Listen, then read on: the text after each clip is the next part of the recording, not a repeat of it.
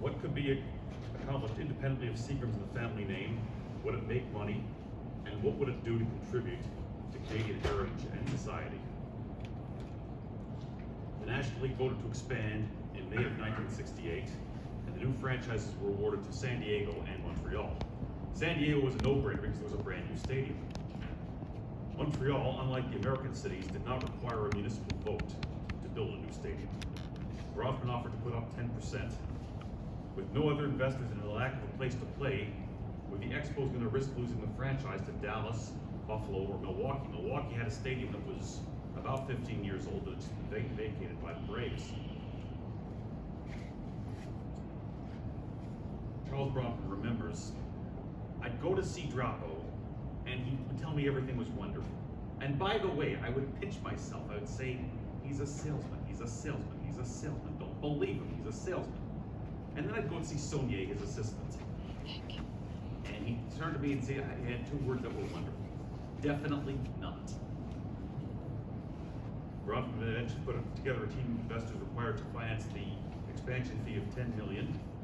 Journalists Russ Taylor and Marcel Desjardins demonstrated to National League President Ward Giles that Jerry Park, a 3,000-seat municipality in the north end of Montreal, could be converted to a stadium to meet the National League standards by the 1969 season. And today I'm going to be answering the question, was the mayor a salesman? His opening day for Major League Baseball in Canada, April 14, 1969. Some of you may recognize some of the people in the stand. Well, there's Charles Bronfman, there's Roland Michener, the Governor General, Lester Pearson, the past Prime Minister, there's the Mayor, young Brian Mulrooney way up in the corner. There was little was expected from the Expos in their first 4 seasons. In fact, winning 70 games in 1970 was considered to be a goal after going 52 and 110 the year before. Their first pennant race was 1973. Even though they finished with a losing record, they were 3.5 games behind the New York Mets.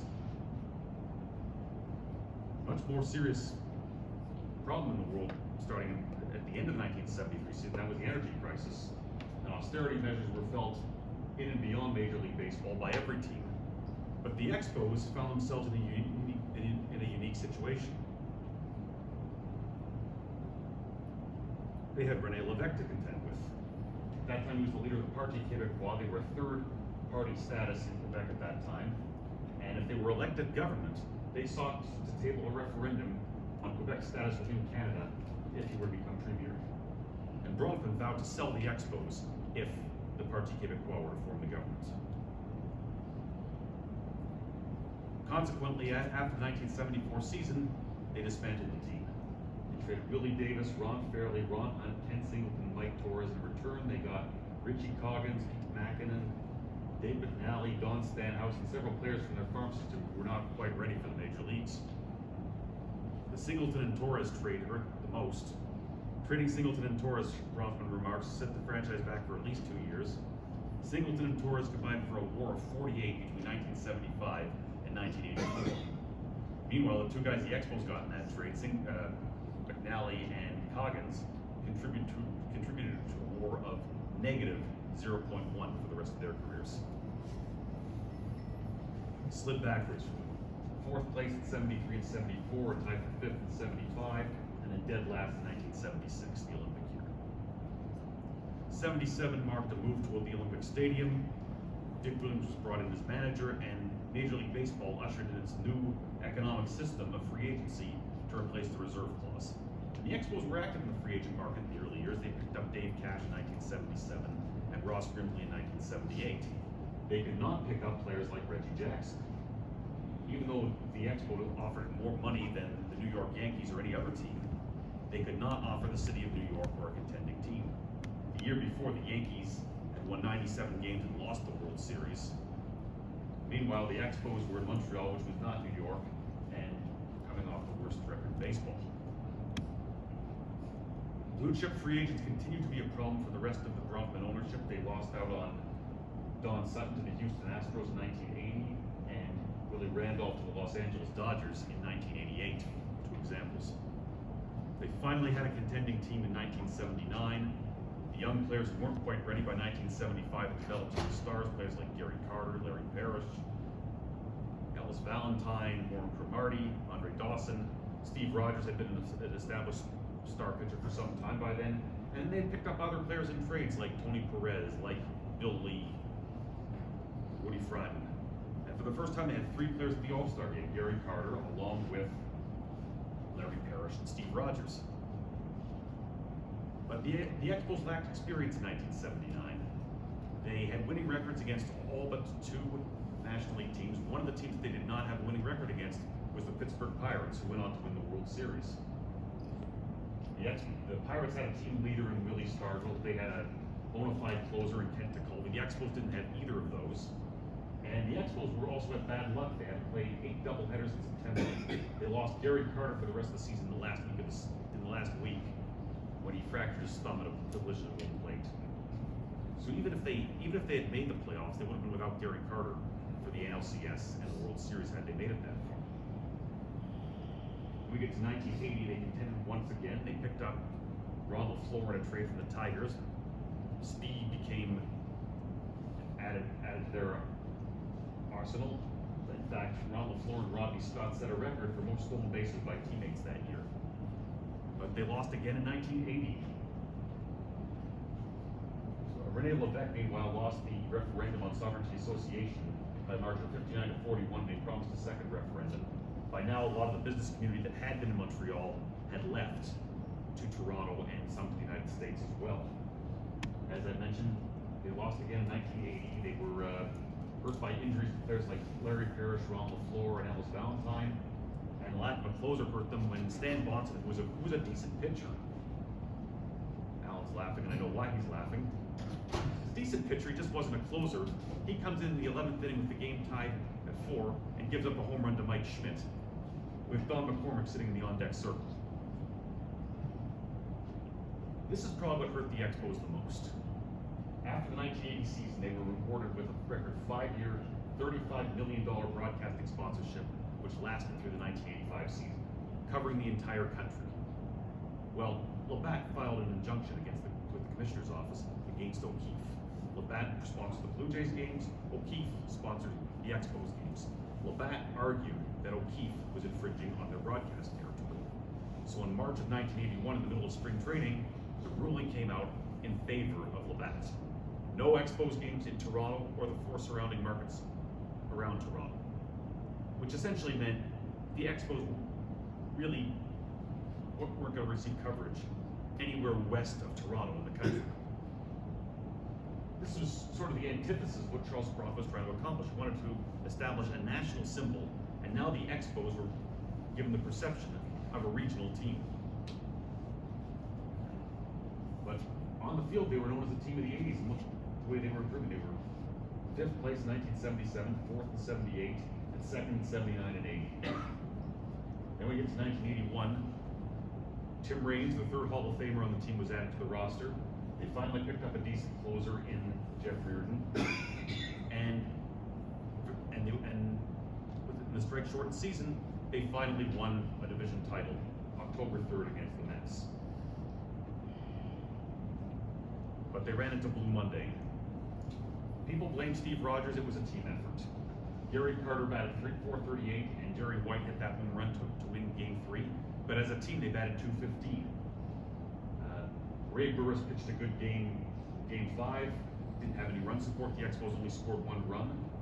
And even after the Rick Monday home run, they put 2 runners on base in the bottom of the 9th and couldn't bring them home. If they did, they would have gone to the World Series, not the Dodgers.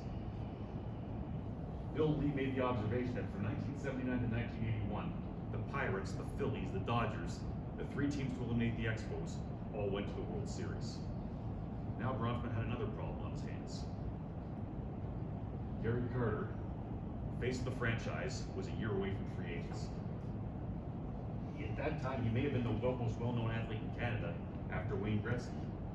He had won the Expos Player of the Year 3 times and was the All-Star Game MVP in 1981.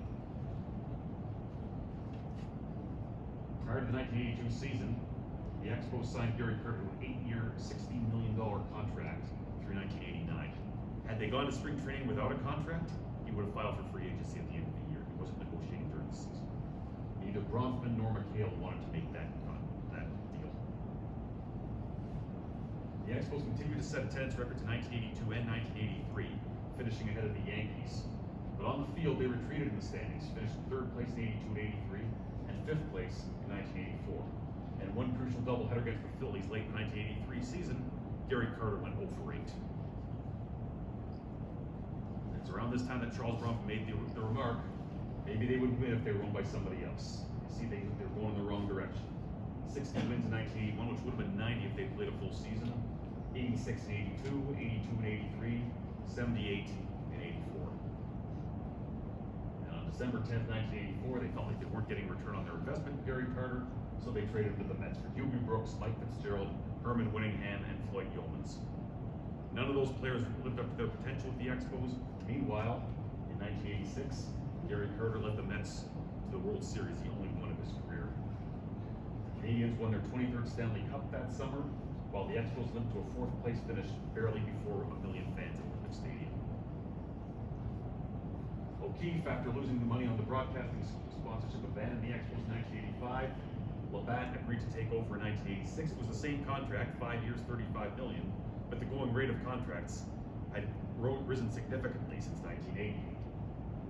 And then after the 1986 season, budgetary concerns forced the Expos to trade Jeff Reardon to the Twins, and then they lost Tim Raines and Andre Dawson as free agents, although Raines came back to the season, to the Expos rather, in May of 1987.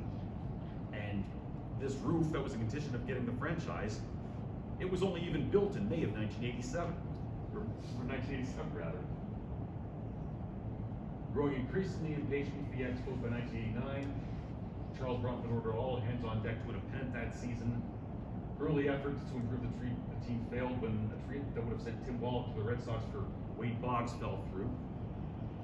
That was when they made a blockbuster trade. 3 young pitchers, including Randy Johnson, to the Mariners for pending free agent Mark Langston. Initially, with Langston brought promise to the Expos, propelling them to first place by mid-June. The contract squabbles became a distraction in the last 8 weeks of the season. They fell to 4th place.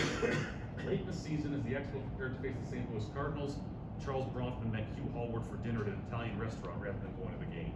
They sat down and he said, "You know what this means, don't you?" The Expos were for sale. And in 1991, they were sold to a Montreal-based group led by Claude Brochu for $110 million. It was the end of an era. Did you want to get a picture of that? Never more than 3rd place, never lower than 4th. 1987, they did have a bit of an anomaly, winning 91 games, but they were never spectacular after that. The legacy of the Montreal Expos, they never won a World Series, they never won a National League pennant, 1 division title in 1981, and from 1969 to 1989, they lost an estimated $44 million. By this point, the Blue Jays, not the Expos, become Canada's national team. And in fact, on June 24th, 1990, I know this happened because I was there, they booed the national anthem before an Expos game. In other words, the mayor was a salesman. That's it.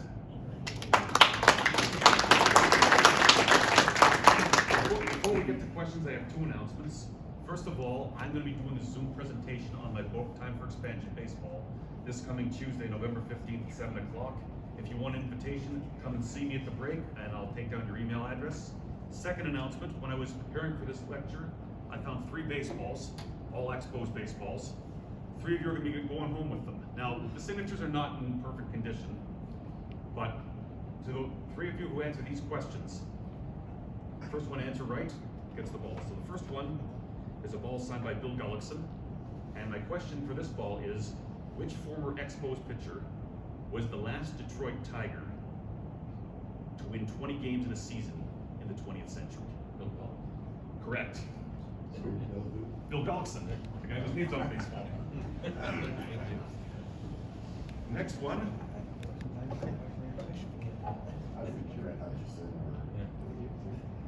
Three autographs on this one. Bill Gullickson, Stan Bonson, and Roland Office. It's a Windsor baseball trivia question. Which internationally known celebrity was born the same day as Reno Bertoia?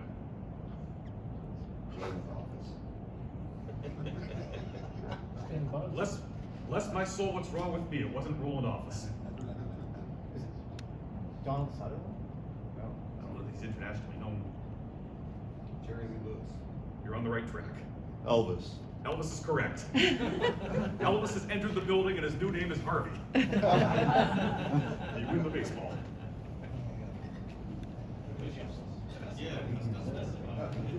Elvis Aaron Presley. Last baseball with 5 signatures on it. We've got Roland Office again, Bryn Smith, Stan Bonson again, Doritos. Bill Gullickson, and Wallace Johnson. Yeah, Doritos. I get that right. What is the French word for Quebec? And think of the geographic location of where we are.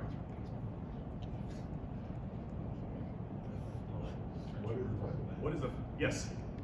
Are you saying New France? No, what is the French word for Quebec? The word Quebec is a native word.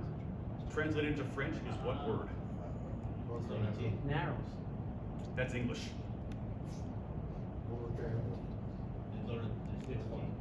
Détroit, vous avez raison. La ville à l'autre côté de la rivière qui est aussi nommée Détroit. Detroit is the French word for Quebec.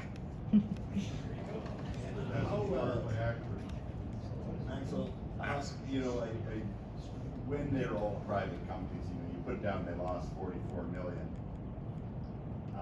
How do we know that's even remotely accurate, other than reading from guys who get, you know, favorable tax rulings that shouldn't be made? Well, you'll have to take that up with Howard Green, who was Charles Brompton's biographer, because that was a citation from his book. Yeah, no, and it's, as I say, I've seen it enough from guys who, you know, bleat in public, and the private is very different. Well, I'm only going by my published sources. Stephen. He sounds like a tax lawyer. No, I mean, you sell something for, you know, you pay 10 million, you sell it for 110 million, 20 years later, and you Trump lost. math. What's that? That's Donald Trump math. And, no, but it, you know, like, teams are playgrounds for, you know, rich millionaires or billionaires now. But, you know, most normal, sane people, your investment, you've got 100, you know, 10 to 100 million, and you know, you're bleeding about your losses. It's just suspect, I think. Stephen. When Levesque won in '76, did anyone hold Brompton to his threat to sell if this guy was government? Well, he actually made that threat days before the election. Yeah. And he very soon retracted when he realized what a political quagmire he unintentionally stepped into. I mean, what was Michael Jordan's famous line, Republicans buy shoes? Yeah. That he realized that he was in the process of selling a product, Major League Baseball, to all Montrealers, to all Quebecois, regardless of their political stripes. And if somebody makes an incendiary remark like that, guess what? They're not going to come to the games. Were they booing the national anthem because of the Beach Lake Accord? Is that what it was? It was the Beach Lake Accord was the day before, you're quite right, and it was also Saint Jean Baptiste. Oh, man. Any other questions? Anything? Bruce? Do you think having a manager who was from the Dominican Republic and had limited English had an effect on the PR relationship within the city and the province? You're talking about Philippe Alou? Yeah. He spoke perfect English. And he was really loved. I Philippe Alou, very positive. Philippe Alou may That have was been. an asset. Yeah, He was absolutely. His wife was, Yeah. His wife was That's right, Quebecois. that's right. Yeah. Lucy, she was from Laval, and their daughter actually spoke 3 languages. yeah. No, Philippe Alou may have single-handedly saved the Expo by Yeah. at least 2 years. Yeah. Any other questions? Great, thank you, Maxwell. And we